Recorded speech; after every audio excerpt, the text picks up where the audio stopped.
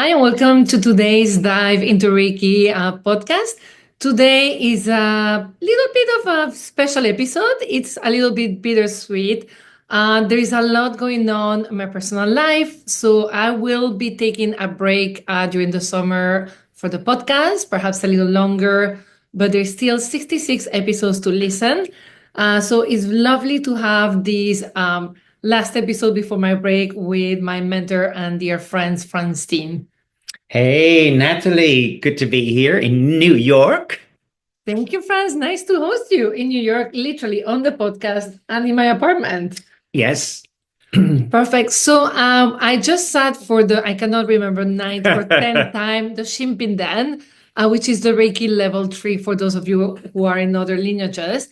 And every time I sit, I get something. Part of it is not shareable. When we get the initiation, the rejus, there is always that experience that changes your practice over time. But this time, we're talking a lot about very simple things on how to bring Reiki to daily life that were quite interesting. And I wanted to bring that because I think all of us, with everything that is happening in the news around the world, it's really hard to stay centered, but it's also hard because sometimes we want to use Reiki to fix the world. And then we become very like, what is this practice about? Does it work? Who do I send the Reiki to? And I say that in quote marks. But we really want to be part of like healing the world, saving the world. And then we may feel a little bit like, how do I channel all of that, that worry, that anger, that desire to help? Yeah, I think the precepts are such a great tool for this in a way. First of all, it's self-responsibility. And I was just recently reading a book, and I've read this teaching before. And it says if the world is very thorny, like with lots of thorns, and they prick you, then we could cover the whole world in leather. But of course, we can't do this. But you can put your feet in leather so that you don't get pricked. And what it was saying is we cannot change a lot of these things in the world. I mean, sometimes they're so big, they're out of our hands, so to speak. We only very small cogs in the society. But we can change how we react to it. And I think this is really important. And I think the precepts, when it says do not anger, when we react with anger, then I think also we actually watering anger and we're not really part of the solution. And it doesn't mean not standing up, but we can stand up in kindness and compassion and with insights and love. And I think this is a more important element, because if I'm angry about society, about people, about things what happened in my life, then I'm still holding anger, and then that actually is not really healthy for me, and that actually has a ripple effect in my relationship, in my friendship, in my society. So in fact, we're doing the same as other people are doing. Yeah. And I like the word. I've been really thinking about, Natalie, about the kindness for yourself and others, because a lot of people will say, oh, yeah, I really like the precepts about kindness. But then I noticed that actually we say, I'm going to be kind, but only to this group or to that group, and not to these people or not to those people. And then there is a imbalance in kindness. Yeah. So if we divide kindness already, well, to these people and not to that people, to here or there, like, I don't know, then if we want to respect kindness back, then we actually have to make sure that this kindness, what we are sharing, is unconditional. So no matter to what kind of people, no matter what kind of group, if I want kindness back, and I think ultimately we all want kindness, isn't it? But if I cannot give kindness to this group and another group, or this country or that country, then there is an imbalance. And therefore also other people will say, well, I'm not going to be kind to these people. And do you know what I'm saying? Yeah, I think it's sometimes, for example, it's very like it's part of it is like, imagine we feel we're in the good cause, we want peace, we want everybody to be together. So when we see someone who's actually separating or hurting a group of people, it's hard to be kind because those people are not kind. And I think for us, like, how can we also learn to be kind? Not only the people we quote mark feel deserve our kindness because either they're struggling on the street, but actually also those people who are not being kind to others. How can we actually work on ourselves and do that? And it sounds like small, but actually that's the way probably we can affect most of the world. I think so. Because I think, people are fighting with their families. People are fighting like, so it's like, how can you be kind without judgment, without, as you said, being a pushover? Yeah, it's not about laying down and being walked over. It's actually standing in your center, being really in your center, but not from anger, not from bitterness, not from worry, not from fear, because then you're actually doing exactly the same thing as a lot of other people. It's not going to change. You're hurting yourself as well. Imagine if you feel angry whole day. I mean, you feel tired, you feel exhausted, you feel drained of energy. So then, and if you water anger, what happens? It only grows. And I can see this in so many people that when they become angry and they keep watering it again and again and again, this anger only starts to grow, this bitterness starts to grow, and then it's very difficult. So for me, I think what we really need to do is treat everybody with this kindness. And this is a great story, Nathalie. Years ago, I was in a class and there was a lot of animal healers. And in one of the mornings, this one guy goes, "Oh, this morning I did a hands-on healing on this dog. I was sitting with this dog in a kennel." And he was telling this story that in this particular kennel, there were three dogs. They were in together. And the one dog had killed one dog and then injured one. And so this gentleman was doing healing or Reiki or whatever you call it on the dog what was injured.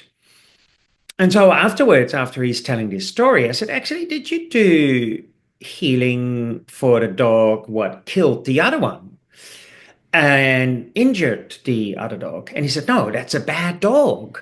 And I go, "Yeah, but maybe that dog actually needed more healing than the one injured, because that dog actually was very aggressive. So maybe that dog needed more healing." And I think this is such, and the guy was looking at me like, "Oh shit, maybe you're right." And this is a thing what we often mistaken, like if we act or we come across someone from ignorance or pain or discomfort, actually approaching them with anger and hate and unfairness, I don't think that's a really good thing. But if we can approach that person with love and kindness and openness, I think then really we can start to change a whole different dynamic. I think it's also not about not feeling the anger. I think the anger is there to bring your awareness that something needs to be worked. Like, listen, I read the New York Times every morning and I get a flash of anger and then I have to let it go. But you're aware, okay, something in the world is not going the way I perceive it should be, which is also my personal opinion. Absolutely. Okay, so I better enjoy what I have today. I better be extra kind to other people. I also need to be aware that when I talk to some family members, I need to avoid certain subjects, but also be kind to myself, right? That day is like, okay, today I'm not going to read any more news, or during a week, like that anger is there to also let you know, like, hey, be aware of what's happening inside you. And then you let it go. But that's the work. It takes a lot of work. It takes a lot of work. And this is why, people like and teachers like Mikao Usui, when you look at the precepts, do not anger, do not worry, be grateful, be true to your way and your being, and show compassion to yourself and others. Mikao Usui realized that was not that easy to do. And therefore, he started to teach specific meditation practices, hands-on healing, Reiju or initiation, attunement, symbols and mantras to help to stay focused. So we feel this anger arising, and then we have a choice. Do I go with it and really get angry and really like this to other people, and I'm a bit aggressive, or do I let it arise and say, "Oh, I notice my anger," but instead of being angry and watering this anger, let me transform it. Let me transform this anger in kindness, in love, in openness, in spaciousness. And this is really what Mikao Usui is pointing out. And so for me, therefore, be kind to yourself and others is first be kind to yourself, is notice this anger, notice this worry, and then let go of it. Because if I hold on to the anger, I'm not really kind to myself, right? I'm actually only hurting myself. It's like often they say it's like a red hot coal in your hands, and you're like this, and then constantly you're kicking against other things. And that, of course, is also not really nice. It's not kindness. And so, therefore, again, if you want kindness back, stop kicking against other things, right? It's actually super simple in a way. Yeah. It's very difficult. And then, of course, kindness to other people. And if you really look at Mikao Usui's teachings, he's talking about a non-duality. Or in other words, a kindness what doesn't change according to circumstances. Things change all the time, right? One moment, these are my best friend, and the next moment, I thought I was coming. we're not best friends. And this is actually a bit crazy. And if you look at, I use the example as little kids in the classroom, like the little kids are playing in the sandpit. The one hits the other person, is a little bit angry. But the next moment, they're best friends again. Someone says something to us as adults, and then we hold on so tightly. And then actually we lose the friendship. So that compassion or that kindness changes constantly according to circumstances. And the person who is your friend now, that changes also, because maybe the next moment you split up, or there's a divorce, or you don't like what they're saying, and then suddenly you're angry with them. So this is called impermanence. Things change all the time. But if we can tap into a compassion or a kindness, what doesn't change according to circumstances, if I do this and you do this, and everybody takes self-responsibility and don't blame other people, self-responsibility, imagine if 100 people do this, then a village of 100 people will be peaceful. If 1,000,000 people do this, then the whole town will be peaceful. So, but this takes self-responsibility. But if I keep being angry at certain people and kind to other people, then there is a big division. And that big division will always be there. And you're part of that equation.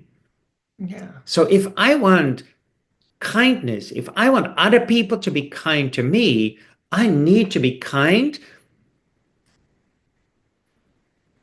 without judgment, and a kindness that doesn't change according to circumstances. Yeah, and I think it's very important, because obviously we see sometimes what happens in the world and we want to fix it or help fix it, but it's such a big thing, right? And we also have to be realistic, where some people have more power, but most of us are just people, right? And we're very incredible, special, and we're also a tiny thing with very little power to affect the whole, except the power to decide, am I being kind or unkind to this person? And then it reverberates, it ripples out to others. And if you think about it, like, even if I made through my kindness happy 3 people that day, absolutely. I know it's not 8 billion, but at least it's 3 people who were not that happy that may have been happy. Yeah. But also I think we can be kind in how we communicate boundaries, right? Because I think sometimes, especially most Reiki practitioners are females, we see kindness as also pleasing and giving away some more rights. Yeah. But we can be very kind and communicate like, hey, what you did was not all right. I don't agree with what you think. And it's also kind to let other people know what we feel, where our limits are, because then they won't step on it, because if they care about us, they'll say like, hey, I didn't know that. Yeah. So I think there is another angle to kindness. It's also to communicate authentically who you are. Knowing you can also communicate your vision of the world, saying, I'm very open. I respect your point of view. This is mine. So from now on, for example, we'll discuss about this. Or, hey, like, I actually like you to take me for ice cream more often. And that is a kindness, right? Yeah. So that we can actually have a better relationship, right? Not everything is politics here, or war, or bad news. Yeah. Sometimes honestly, anger comes from a person who's always like perhaps ignoring us, that we feel we're giving more than they are. And then that's not your case, love. No, but this is, I mean, this is another thing. I've got Yeah. apple juice in here. So if I shake this, apple juice comes out. Not coffee, not Yeah. tea, but apple juice. So if I shake you or if I shake myself, what comes out? If anger comes out, it means anger is inside of you. If fear comes out, fear is inside of you. If kindness is coming out, it means kindness is inside of you. And I think this is also really important to realize. So as you say, sometimes we want to change the whole world, right? We want to change it. But that is like that letter, trying to cover the letter over the whole world is not going to work, right? It's 8 billion people you have to convince. Yeah. I mean, it's not going to work. But I can take self-responsibility. So if I want peace in the world, then be peaceful now. Thich Nhat Hanh says that always so beautiful. Peace is not something we hope for. Peace is what we have to be right now. And this is exactly what Mikao Usui is saying. Kindness is not something we hope for. Kindness is what we're going to be right now. And hopefully, through our practice, we can have a kindness, no matter if someone hurts you or you don't like something, or maybe they've said something to you, that you still can be kind. And I think I love it what you say, Natalie. It's not like that people walk over you, but we can react with kindness. I was just teaching in Paris and it was so beautiful. I was taken out for dinner and there was this couple there, been divorced, and they were just so kind to each other, so beautiful to each other. And I thought, wow, this is possible, It is possible, yeah. And I think if we can do this, then we are already showing other people kindness. Like when I saw this between this couple who had been divorced, they really still love each other, they still care for each other. They just said, it is not working for us. And so that in itself already, I go like, wow, isn't it beautiful if we all could be like this? And it doesn't have to be 100% of the time yet. Like it's a No. work in progress because it's hard. But also Of we can be course. very, again, that's where anger and worry come in. When they take over, some days I know I'm not going to be able to be kind. I come Yeah. home if I'm able to. I literally come home and rest, right? Because when I don't sleep a lot, and so part of it of being kind is also like being kind to yourself, like Yeah. rest, eat as much as you can. I know some of us have 2 jobs, 300 kids. Okay, hopefully not 300. Shit. So no, but life is hard sometimes, like you have a lot juggling. So also sometimes like the kindest thing you can do is like, today is too much for me, I'll go to bed, right? Like Absolutely. so I think that is where when we say do not worry, do not anger, oh, I cannot do that, the place of the heart. No, they're literally tools for us for awareness. Like, oof, I'm really angry and this is not gonna go away because actually I check, I haven't slept in a week, I've been like doing too much. Those 300 kids are busy. The 300 kids are taking a lot of space in my living room. Like it's really hard. But then the kind thing to do is like if I'm not gonna have the ability to be kind, I'm gonna literally retreat so I'm not unkind, right? And I'm gonna be kind to myself. And also compassion and forgiveness. Some days you're gonna be not the kindest person. Tomorrow you try again.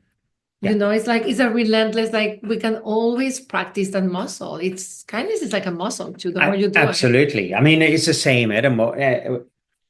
The more we do it, the better it gets. And this is, I think, why, again, Mikao Usui said, okay, let's also do hands-on healing on ourselves. What is this hands-on healing? It's love for myself. Oh, I feel angry. I feel frustrated. I feel sadness. I feel upset. Let me just come down.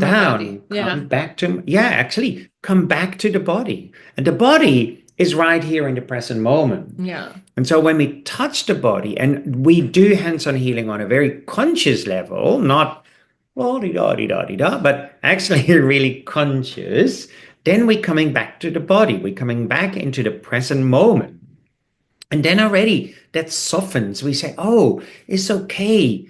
I was a bit upset today, but tomorrow I can do better. I think also this is the beauty of the word Yeah. today. It doesn't say for the rest of your life. No, today. Try today our best as much as we can. And of course, I still get upset or worried or fearful or angry, but then I can have the methods. If I can feel this upsetness coming on, then I can say, oh, I can practice Joshin Kokiho, the breathing in the hara, for example, and open spaciousness. So that breathing in the hara in Joshin Kokyo is grounding, coming back to the body. That openness is that spaciousness so that I can accommodate more instead of being like this and being angry. So when I have this spaciousness in my mind, I'm more open-minded. So I can do Joshin Kokyo. I can work with one of the mantras or symbols within the system of Reiki to refocus so that I don't get carried away. This person said this to me. I feel really hurt. I feel upset. And then ultimately, we have to ask, I think this is often not talked about in the system of Reiki. I, me, mine. Who gets angry, right? Yeah. Who gets worried? Where is this I? And this is really what Mikasu is pointing out. The essence of me is not I, me, mine, but it's a false belief of I, me, mine. And when we can tap into that over years with practice, or for some people really quickly, then we can see that it softens our anger, it softens our worry. And then there is a kindness, what that we can say kind, right? Without changes and the circumstances. So, but this is important that we keep that kindness. We all make mistakes. Right? We all still do this, and that's normal. I think also, Nathalie, I said this in a class in Paris, in fact, because often people say, oh, anger is a human thing. I personally don't agree because the word human comes from the old word humane. And the word humane actually means kindness and compassionate. It doesn't mean angry. So when we're angry all the time, I don't think we're really human. I think no, it's almost like for me, it's like a virus. I see Yeah. where I live, I've seen like the anger change. And I left a very angry country where I grew up. And when I arrived to this country, I wasn't angry. And I've seen, and it's almost like a virus that take over our head, including me, because some days I'm also like, when there is so much like, oh, where am I? Right. Yeah. But for me, it's like, whether it's human or not, anger is just something that is grown and is cultivated by, pressure, whatever. But I also was listening to a documentary that it was a book about history, sorry, and it was humans before they settled for agriculture. Yeah. There were no wars. And they would collaborate a lot because if they didn't collaborate, There they was no would food. die. There was Yeah. no food. And humanity had almost no wars before agriculture started. And then some people were like, hey, if those guys have like cultivating, they work all year and they keep it there, I don't need to work. And they have those like kind of hunter genes still like with nothing to do. They're like, we're going to raid them and they work and we steal the food. Yeah. And so it wasn't even part of how we evolved at the beginning, right? It evolved through society. I think so too. I mean, you only have to look at little kids, right? They Yeah. don't say like a little kid who has no of these labels yet. They're not going to say, "Oh, you look different. You look like this or this or this." They just do tantrums for food. They just throw tantrums some food or something else. Need to do caca. Yeah. But they let go. As soon as they get the food, they let go. Absolutely. Yeah. I mean, and we hold on so tight and we see the differences in everybody. And then again, I think this is also where when we tap into the essence of ourselves, what is actually beyond any culture, beyond any race, beyond male or female or this or that, then we start to be more free. But that takes work. Yeah. Right? There's not a secret pill we can take. And this is where, as Mikao also pointed out, self-responsibility. We see this also in the system of yoga or Tai Chi or Qigong. It's self-responsibility, that we take the self-responsibility to be kind, to do our practice, to sit on our butt, and to actually do this. If every person will do that, take the self-responsibility instead of being angry or blaming people, etc., then we have heaven on earth. And it doesn't say heaven in heaven. No, it says heaven on earth, or in Japanese, pure land. Pure land is not something outside of you, somewhere in heaven. No, it's right here. We have it already. We just polluted it with our misconceptions, our anger, our worries, our fears. And as you say, prior to agriculture, and then we started to settle more, there was all these like, and then it became, this is my land and this is your land, and then shit happens. But the base is again, I, me, mine. Yeah. And we went from collective to more individual. Yeah. But I think it's also like interesting, like, as you say, what is the essence? We identify very much with what we are, but a lot of it is genetics. And if you go to the essence, is light, and light is light. It doesn't have a lot of labels. We're a bunch of atoms. I told you that it was a cute story, like this person. I've been told like my soul comes from the Pleiades a couple of times. And I'm for those of you who don't know that side of me, I love quantum physics and science. So I do believe we're stardust, literally. Yeah. We're atoms from every star. But I cannot imagine my atom saying, I am from Pleiades, and another part of my atoms are saying, I'm from Earth. They're not labeled. No. They're just stardust. So I think to be kind, part of it, and that's why you say, like, no matter what the changes, I don't know how you said it, I say no judgment. I think it's really letting go of labels as well, like of labeling things as bad or good, as, I'm Belgian or Venezuelan or American, you're an alien for sure, that we know. But it's like, and people are so happy, like they love I need to know what I am, and we do personality tests, and we do this, and you're this, and I'm that, and I have this, and you have that. Yeah. And how can we little by little let go of one label a day? I think, again, this is, we come back to I, me, mine, because when we look at these labels, is how we identify ourselves, right? Yeah. And the identification begins with one big thing, is I. And then when I think in one of the classes, I've been teaching a little bit in Rosa, they all melt in one big pot. I think this one lady said, like, oh, I feel like there's no there is just wide open spaciousness. And when we can feel this softening of I, me, mine, like I say, this is now, I might say, Nathalie may put me in this glass. I say, okay, this is my glass, but it's not really my glass, because it's still my glass. A second ago was her glass, right? So we already have these things, and she bought it today, and it came from Zara. No, I'm just making this up. Oh, Target. I'm a very fancy lady. I did Target.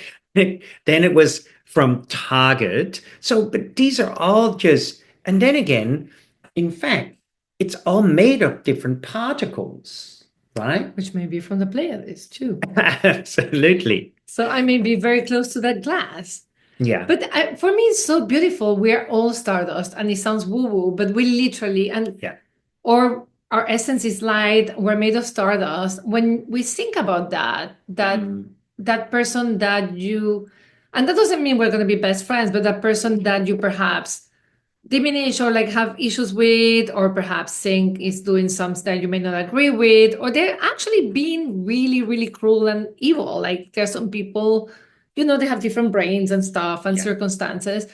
And just to remember, well, that is another manifestation of stardust. The light is a little bit lost in there somewhere on the cement. This is it. Yeah. But at the end, that person could have been me.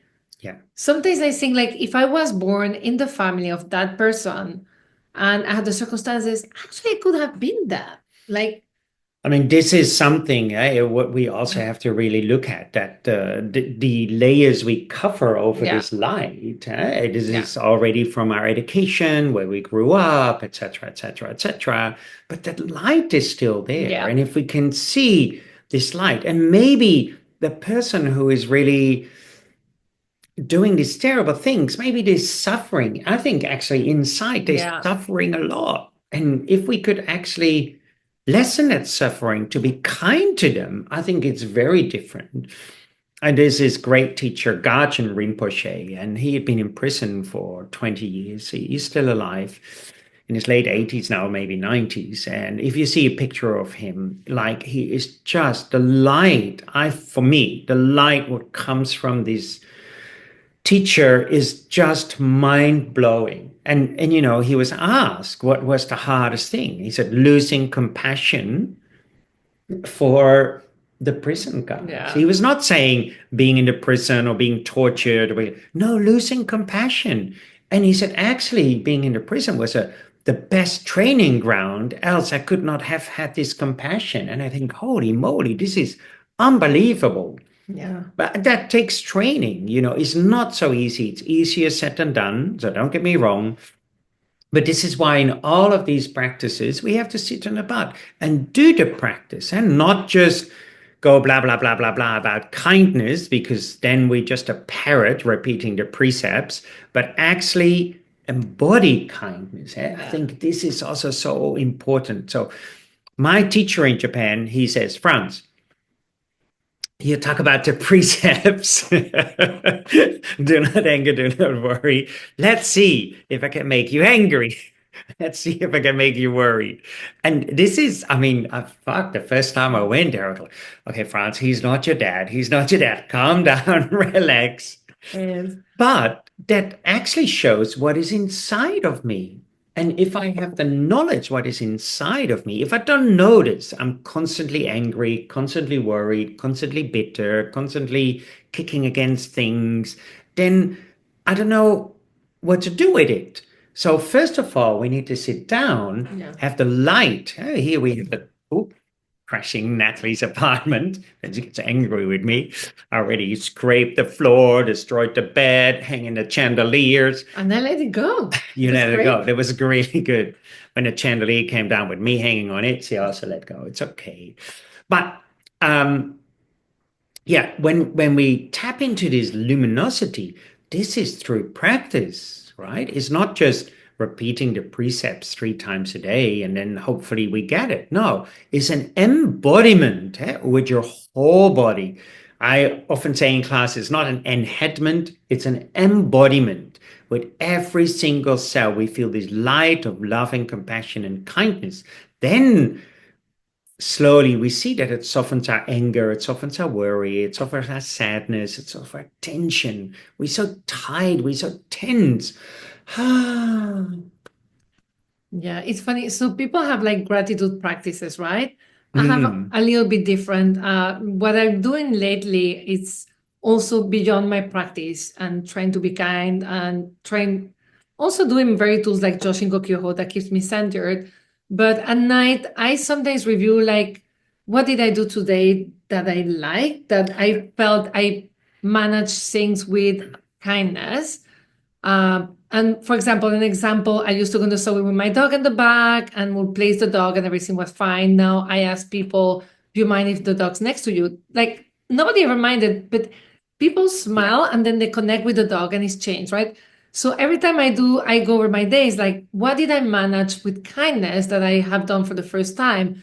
And then I go back. First of all, it helps to reinforce that behavior. It's like, oh, okay, I did something. And if I did nothing, I'll be kind to myself that day. Absolutely. But then the more I reflect on what actually worked, like, and also I can see the effect of the kindness, right? Like the back of the dog, I've seen the transformation with people. Then I'm going to remember I may forget some days, but now most of the days when I place the dog, I do it. And it brings, my commute has improved a lot in the subway with the dog. But then if that becomes part of my routine, then I have the bandwidth to perhaps, okay, at the office, there is this person that drives me nuts. Can I be kind to them today? Yeah. And then if that goes well, I reflect on it and then I'm going to try to pay attention and do it. And then it becomes a habit. So obviously we have Reiki practice to stay centered. We have practice, but sometimes just reflecting on like, what did I do today that brought kindness, but also brought me happiness is kind of useful as well. And I think that kindness, when we receive kindness, we feel happy, right? When someone says, oh, you look great, or I like your hair, or whatever, nice shoes, or whatever we say, we feel, oh, thank you. We feel kind. We also know that if someone looks at you like, get out of the way, we don't feel so good. So if we do this to other people, we're not part of the solution. We're part of the problem. Yeah. And so I had the same. I was just teaching in Paris, and just next to the hotel was a little croissanterie. And so in the morning, I go there and I walk in and I say to this lady, bonjour, comment ça va? How are you? And then I started to chat, and she spoke really good English. And then we chatted. And I said, oh, thank you for talking to me. Not many people talk to me anymore. They just come in and say hi and then take the coffee and go out. I took a takeaway croissant and coffee. And I'm about to go. And she said, are you in the hotel next door? I said, yeah. I said, okay. I said, I'll come back tomorrow. So the next day I went back for a takeaway coffee and a little croissant. We chatted again. And this happened over the next few days. I was 8 days in Paris. And it's a few days before I leave Paris, and the woman goes like, "Oh, when are you leaving Paris?" I said, "Oh, on Tuesday." I said, "Oh, Monday we're closed. What time do you go on Tuesday?" I said, "Oh, around 10. Oh, I'm open already early. Do you want to come and talk to me again?" And you could see how it was just so wonderful. She talked about her boyfriend. She talked about moving to a different town. She talked about there was nothing unusual about it, just normal human kindness and communicating with each other. And it was just so beautiful. And you could see this woman just soaking it up. I soaked it up. And it's just so nice. These cost me nothing, right? Yeah. Absolutely nothing. And if we can then reflect on that later in the day and say, oh, actually, that lady really enjoyed it. And I go like, hey, hang on. I really felt good about it. So what if I do this to everybody during the day? Holy shit. My life would be better and their life would be better. And if you this to do everybody every day, then, and if we all take that self-responsibility to do it, then heaven on earth. But we have to start somewhere. We cannot say, I want peace, and we go fight. And then we fight, and actually, we're also angry, but we can stand up for our right with love and compassion and kindness. I think it's a very different thing. It's different. And sometimes we don't even need to talk and like literally make the person feel better. Sometimes kindness is actually not engaging. Yeah. I was walking on the street in my neighborhood and there was this woman screaming at me, at other people, like she was walking and screaming. And I look at her and your first reaction is like, you want to engage and scream back, right? And then I look at her and suddenly I'm like, she doesn't feel heard by society. Like I had that insight. And then I look around and we all have earbuds. This woman is desperate to be heard. No one is listening to her. Yeah. Like she feels probably community centers. She doesn't get the help. Of course she's screaming. And it was just a softening inside because it was to see like that is kindness also. It's like, I'm not engaging with you. I actually going to soften. Yeah. And then she softens a little bit and then she probably kept screaming somewhere else. But there was at least the light of understanding, like, and not judging her. And that can also be a kind act. Sometimes just literally as easy as that is like, shit, that person is actually suffering. Yeah. You know? I mean, and I think for me, you say this particular beautiful word, softening. We have to soften. We're so uptight within ourselves. And that's already not being kind to ourselves, right? Yeah. If we constantly hard, we have this hard shell, then we need to soften. And this is why all of these practices within the system of Reiki, hands-on healing, and we don't do hands-on healing to ourselves like this. We do it with an open hand, open mind. We already soften.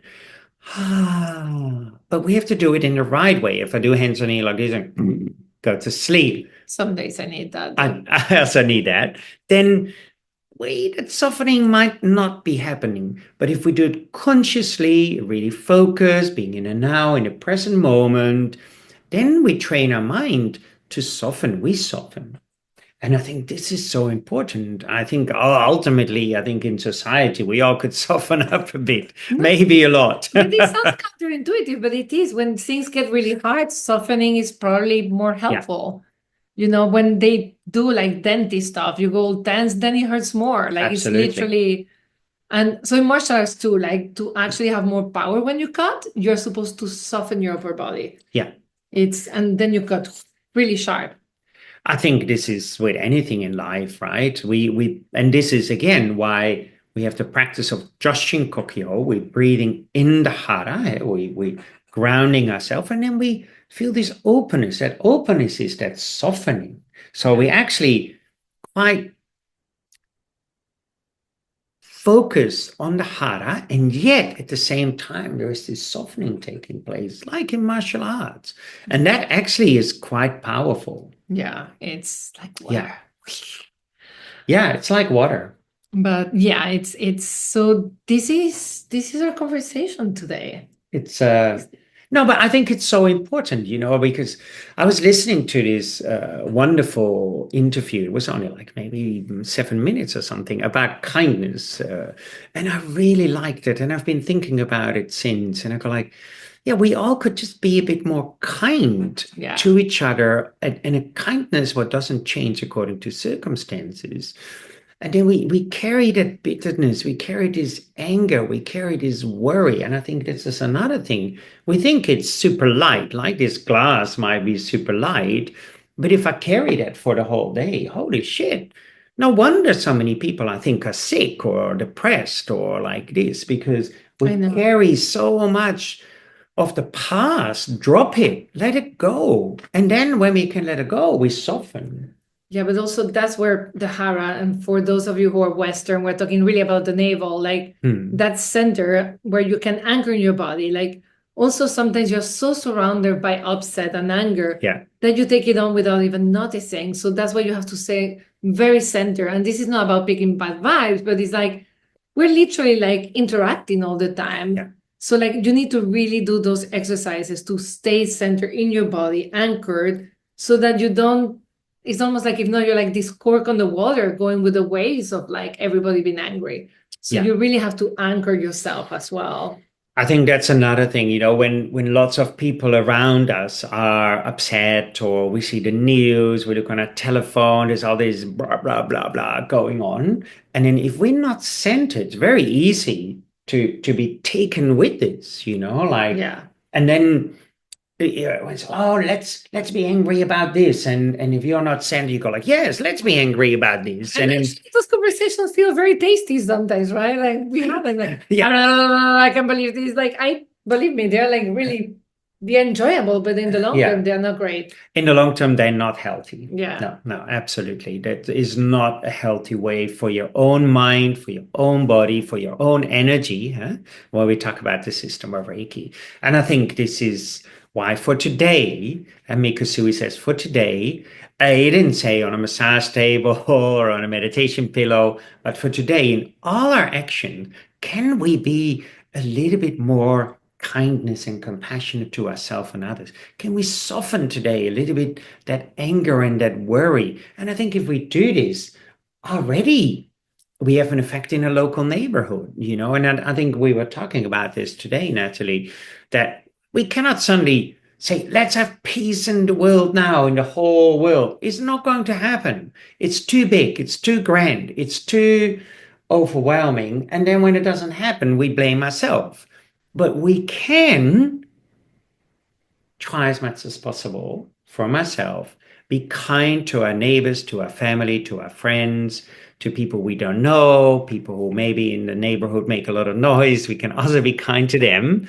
And then relax a little bit. And we can keep shining our light to the whole world as well. Like we're not saying not, but that is one thing we do in practice, but it's not useful if we just do it in practice and then we don't take it into the streets, with everyone else, or your house with the family, or your workplace. Yeah. And it's hard, but I don't know, for me, part of my commitment is literally bringing more serenity and kindness where I am. Yeah. Am I succeeding this year? I'm trying. I've had quite a few successes, and then I have days where I'm like, this is really hard. But again, if it were easy, the world will be a very happy place, right? So, but I think it's also a nice challenge. It's something that gives me a lot of purpose. For me, like part of the reason that I'm probably putting the podcast on break is also how can I impact my community more at a local level, and shifting back to more in person and bring that kindness where I live. Also, there are 66 episodes people can review for a little bit until I recharge. But it's like, I want to be more kindness in action, because the more I Yeah. do it, the better I am. And part of it is also creating the space for it. But I think also, Natalie, and I think you said it so beautiful, if we can do this in a local community. But for example, say we're Yeah. neighbors, I live upstairs and you live here, then if you feel today a little bit less kind, right? And I'm your neighbor and I come across you in the hallway, then if I'm kind, then automatically Yeah. you are being lifted up again. Yeah. But if I'm also being fucked up and grumpy and angry, then we both go that way. Should I put a bleep on that? No, this podcast is No. not censored.